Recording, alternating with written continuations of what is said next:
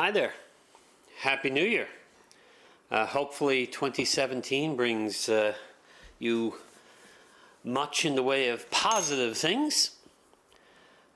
This is being recorded on Epiphany, January the 6th, or as it was called back in the small Newfoundland Outport community where I grew up, Old Christmas Day.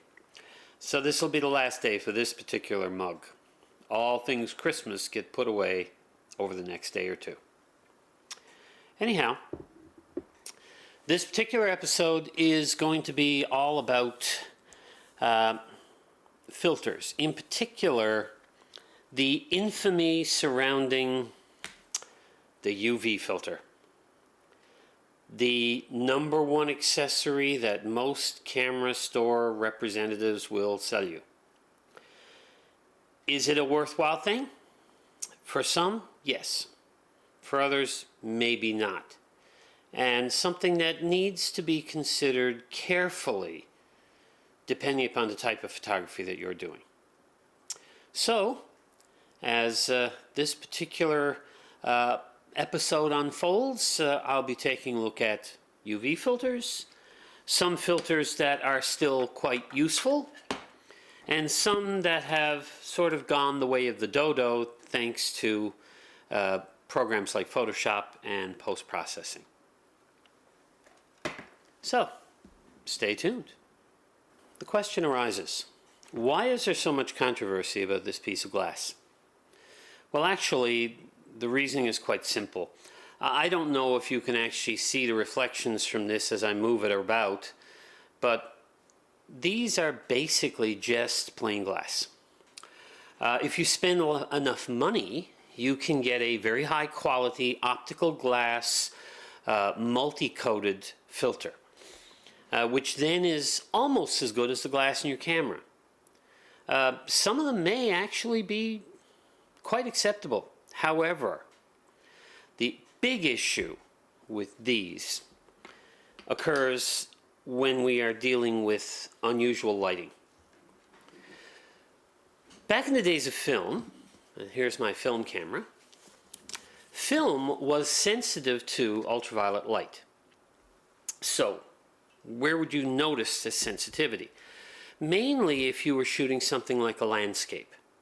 If you were shooting a landscape, UV light would cause a hazing effect. Your distance would start to fade away almost as if it were in a very slight fog. That's probably why some of the older landscape pictures have that look to them. Putting this piece of glass, which absorbs ultraviolet, in front of your lens, what it does is basically cuts through that.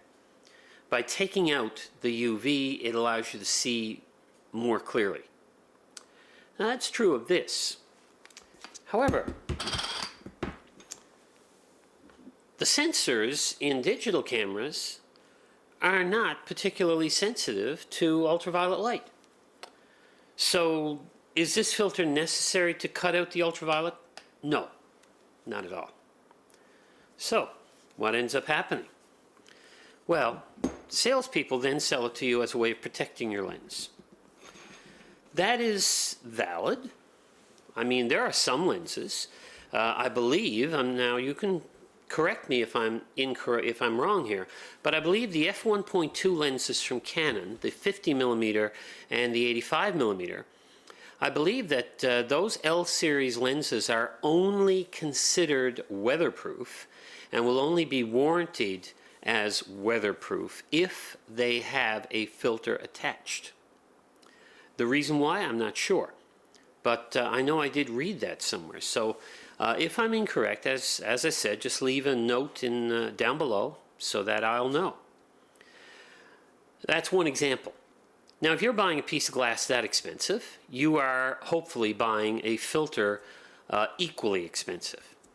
However, regardless of how good a filter is, you are still running into the possibility The better the filter is, the less that possibility is, but the possibility of filter flare. Now, this example I'm showing you right now was taken in an older house. It was midday. There was bright sun, not direct sunlight, but bright light coming in that window in the background. And as you notice, the gentleman there playing solitaire has, in the top image, has a rather noticeable image of the window printed right over him. The bottom one does not. That is filter flare. So, exactly what is this filter flare? What'll happen is that if you have a basically low light scene with a bright object in it, for instance, let's say you're taking a picture of someone carrying a birthday cake, and the birthday cake has a number of candles on it, and all the other lights are out. And, using your digital camera with high ISO capability, you can get a wonderful picture of that. And you've got your filter on the lens. And you look at your picture afterwards. The cake is down in the lower left of the image. In the upper right, there are little green spots that follow the same pattern as the candles on the cake. Basically, it will appear diagonally opposite from where the bright lights were, and usually with a color cast. Most of the ones I've seen have sort of a blue-green color cast to them. That means that this is not a good idea in low light. So your fancy f1.2 lens used in low light had better have a very high quality multi-coated filter on it, or you are going to see that sort of filter flare. All right, as we go on to the next segment of this particular video, I'm going to take a look at filters that nowadays still make a lot more sense. Before we get into the rectangular filter systems, I'd just like to show you this. This is my old 28-80 lens. It's a film era lens, therefore it's a full frame lens. However, I do use APS-C cameras, so this is effectively, in terms of the angle of view, a 42 to 120. As a result, I can put this rather deep lens hood on it, which now prevents accidental touching of the front element. It gives it some protection against hitting objects. It does a good job of getting rid of flare caused by out-of-frame bright light sources like the sun or a bright spotlight. And in this particular case, it has a 62mm front, so I can actually fit a 62mm lens hood on it, so I don't need to ever take it off the lens. This is how most of my Pentax lenses are treated. Anyhow, back to this right here. If I were going out in conditions like salt spray or something like that, I'm going out whale watching on a boat, I might put this on as well as the lens hood in order to protect the front element from that grungy buildup you might get from salt spray. Other than that though, this I don't really use much, because I do recognize the fact that although I don't see it outdoors, whenever I'm inside and it's fairly low light, or I'm outdoors at night with bright light sources, this causes more pain and suffering because it causes issues in the image that cannot be easily fixed in post-processing. It requires a tremendous amount of work. Usually I just leave it alone. All right, so let's take a look at a filter system. Now this one's an antique. It's a Cokin. It is the smaller Cokin, the A system. Nowadays, it's pretty much obsolete for the simple reason that lenses back in the day, the film era of the 1980s, typically ranged in filter tread size from about 49mm, some smaller, not many, up to about 58mm, some larger, but not many. Specialty lenses like very long telephotos or something like a fisheye or an extreme wide angle might need a bigger filter. but most lenses didn't. As a result, the filter holder is quite small, as you can see, and the filters themselves, which are rectangular pieces, are also not very large. Nowadays, systems like the Lee system use far larger filters than that. So, I have an adapter ring. This one's a 49 millimeter. This one's a 52. They're actually exactly the same size on the outer circumference because they each fit in this filter holder. The difference is the tread size. As you can see, the 49 easily, handily fits inside the 52.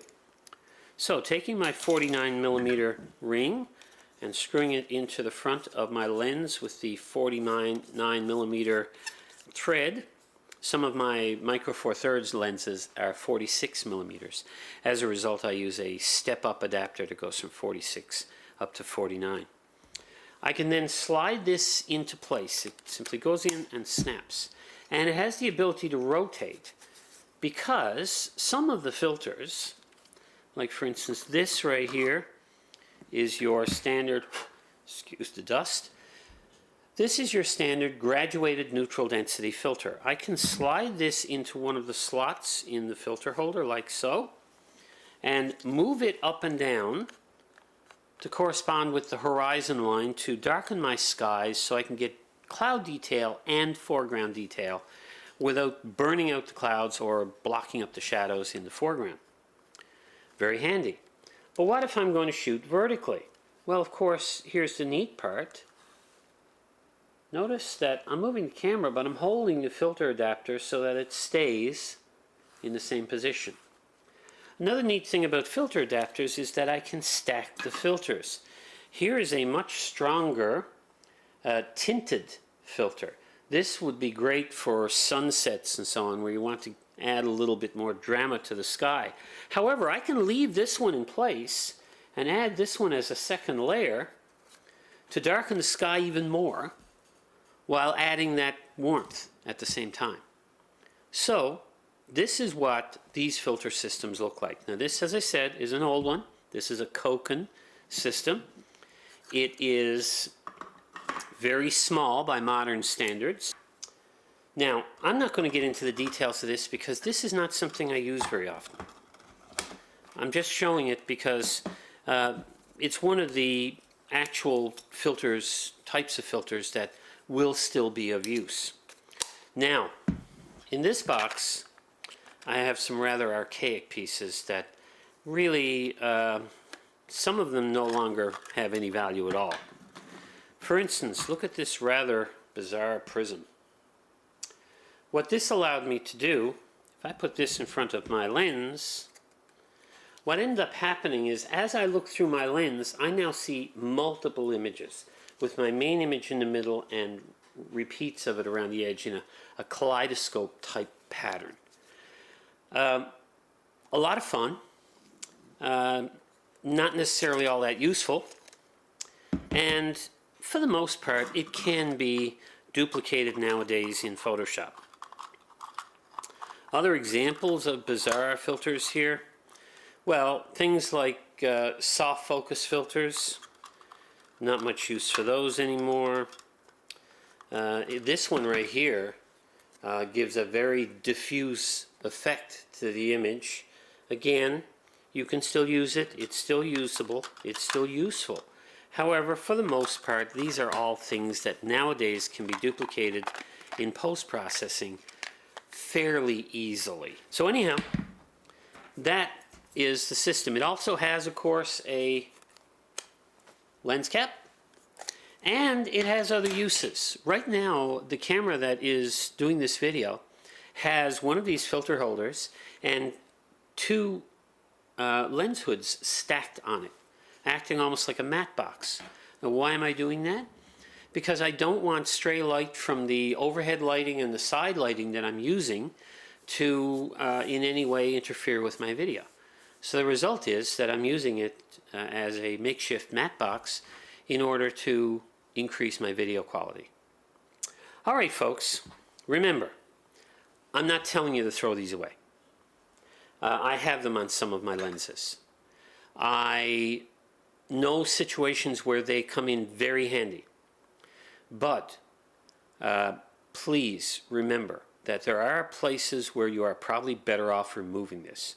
If you are in a low light situation with specular highlights, small highlights, then you might want to take this off. If you are going out and you have a lens hood, it probably offers all the protection you need. If you are going out and you want the ultimate in protection because of things like salt spray, you can add this and this at the same time. You have double the protection. If it's daylight, normal daylight, you're not likely to see any issues with these filters. Okay? They are not terrible, but do know their limitations. A little experimentation with these, actually trying to reproduce the type of filter flare I've been talking about, can actually be helpful, because once you know what causes it, then you'll know when to deal with it and when to take this filter off. Alright, if you like this video, click like. If you didn't like it, yes, there is a dislike button. If you would like to see more videos, click subscribe. If you think someone you know might get some information out of this that could be useful to them, then click share. Notice that the filters can also fit in a nice, neat, tidy little box. And some of the filters are rather archaic things that we now can reproduce in Photoshop much easier. Anyhow, I hope you've enjoyed this. I enjoy making these videos, and it's nice to see that at least some people are getting some use out of it. This particular video was actually a request from a viewer who was wondering if I was going to speak about a video on ultraviolet filters, UV filters, and of course this was it. Alright, so long for now, and enjoy 2017. Bye.